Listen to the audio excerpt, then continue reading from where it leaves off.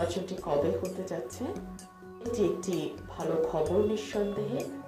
তবে আমরা আরো বেশি আনন্দিত হতাম এবং আশ্বস্ত হতাম, দেশের মানুষও আশ্বস্ত হতো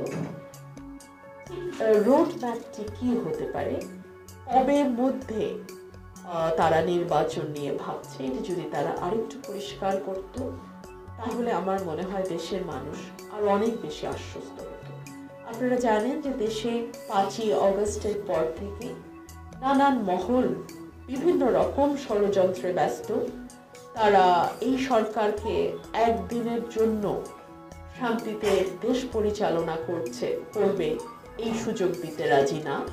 সেই জায়গা থেকেই আমরা বিশ্বাস করি, দেশের মানুষও বিশ্বাস করে, একটি নির্বাচিত সরকার যত সহজে এই ধরনের অস্থিতিশীলতা বা সমস্যা মোকাবেলা করতে পারে, আর কোনো সরকারের পক্ষে তত সহজে এই ধরনের সমস্যা মোকাবেলা করা সম্ভব নয়।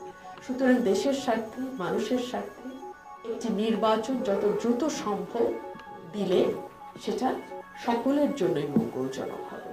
দ্বিতীয়ত হচ্ছে, আমরা দেখেছি একটা অর্থনৈতিক স্থবিরতা আমরা লক্ষ্য করছি, দেশি বিদেশি বিনিয়োগ কিন্তু সেভাবে হচ্ছে না।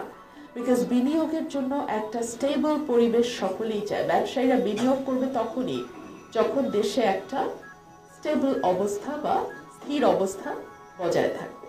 তো সেই দিক থেকে চিন্তা করলেও নির্বাচিত সরকারের কিন্তু কোনো বিকল্প নেই।